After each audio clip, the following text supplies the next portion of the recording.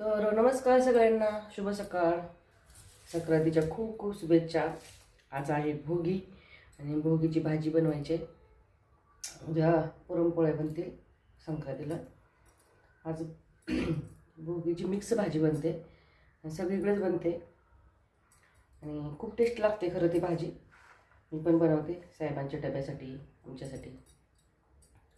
सगळ्या भाजी साफ करून झालेत आणि भरपूर काय काय लागणार घेतलेलं आहे मी.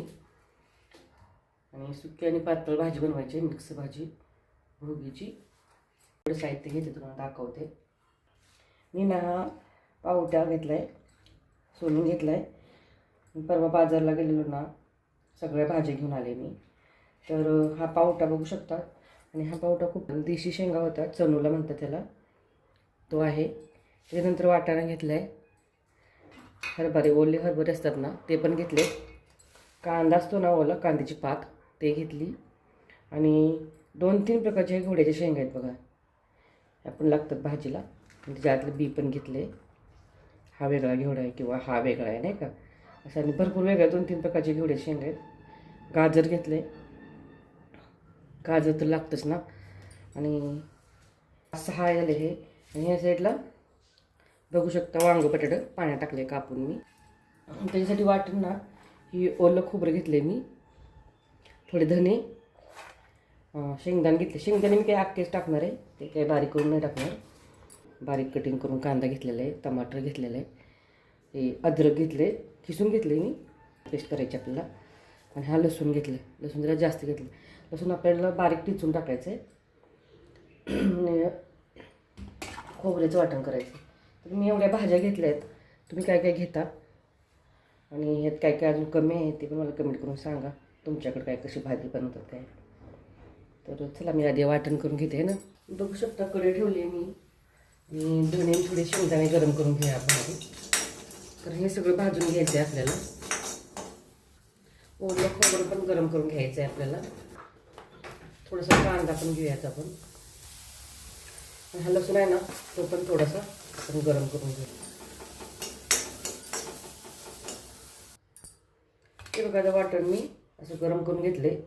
सगळं काय शेंगदाणे, धने, कांदा, लसूण आणि हे ओलं खोबरं. तर हे आता मी मिक्सरमधून बारीक करून घेते. तर बघू शकता छान असं मोठं मोठं मी ना वाटण करून घेतले. हे सगळ्या भाज्या धुवून घेतलेत बघू शकता. आणि चाळणीतून पाणी काढून घेतले मी, स्वच्छ 2-3 वेळा धुवून घेतले. आपण हे मसाला सगळा आता भाज्या सगळ्या भाजून घेऊयात. थोडंसं नाही ना छानपैकी असं भाजून घ्यायच्या भाज्या आपल्याला.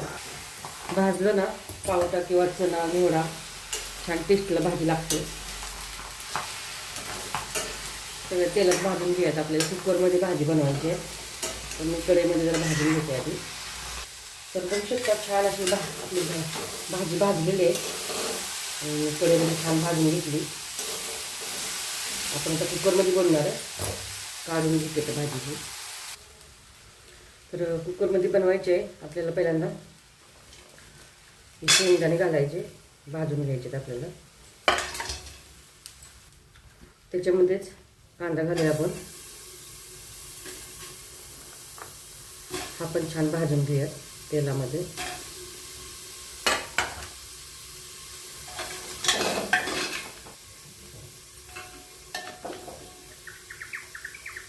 एक पळी तेल वापरले मी.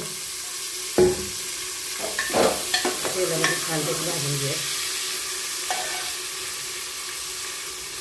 त्याच्यामध्ये 1 चम्मच तीळ घेतले, पांढरे तीळ, ते पण छान तेलात भाजून घ्यायचे. आपल्याला तडक्यासाठी ना 1 चम्मच जिरे वापरणार आहे मी. 1 ते 1.5 चम्मच जिरे, थोडीशी मोहरी घालूयात, हळद, एकदम थोडासा हिंग घालूया. बघू शकता सगळं वाटण वगैरे घातलं आहे मी. कुकरमध्ये काही दिसत नाही कारण कुकरमध्ये बनवायचे. टमाटर घालूया थोडा. आणि सगळे मसाले आहेत ना फ्राय करून घेऊया. 1 चम्मच मीठ घालूया, तर मिठाने चव येते. लाल तिखट आहे ना जास्त लागणार आहे कारण आपली भाजी जास्त आहे. 3 चम्मच आपण लाल तिखट वापरले.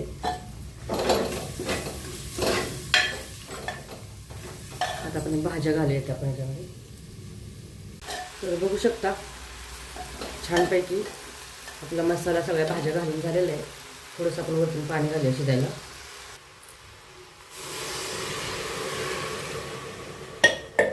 वरतून पाणी घातलं आपण 1 ते 2 शिट्टी घेऊया आता कुकरला. 1 शिट्टी आपण भाजीला घेऊया. तर चला बाजरीची भाकरी पण बनवायची भाजीसाठी, भाजीवर खायला. 2 ते 3 भाकरी आपल्याला बनवायचे.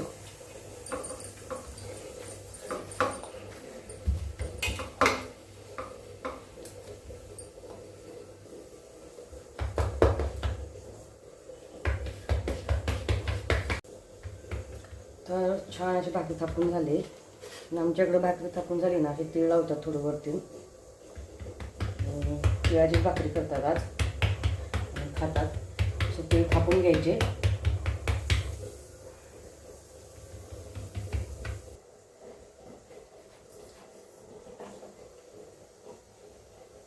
वरतून थोडं पाणी घालायचं.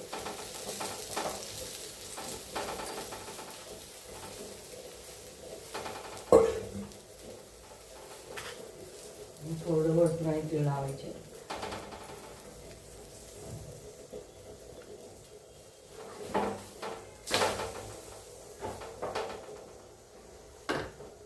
तर चला अशा 4-5 भाकरी बनवून घेते.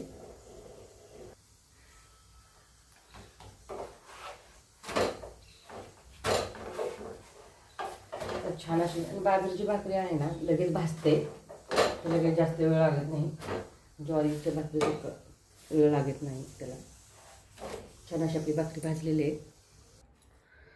तर बघू शकता छान आपली भाजी झालेली आहे. तरी पण खूप छान आले, टेस्ट पण खूप छान झालेले आहे. चला साहेबांच्या डब्यासाठी आज मिक्स भोगीची भाजी बनवली. कशी वाटली नक्की सांगा कमेंट करून. तर चला आजचा व्हिडिओ कसा वाटला कमेंट करून नक्की सांगा, है ना. लाईक करा, शेअर करा, कमेंट करा, है ना. तर उद्याच्या व्हिडिओमध्ये भेटूयात. तर पुन्हा एकदा सगळ्यांना संक्रांतीच्या खूप खूप शुभेच्छा भोगीच्या आणि भोगीच्या पण. तर बाय बाय.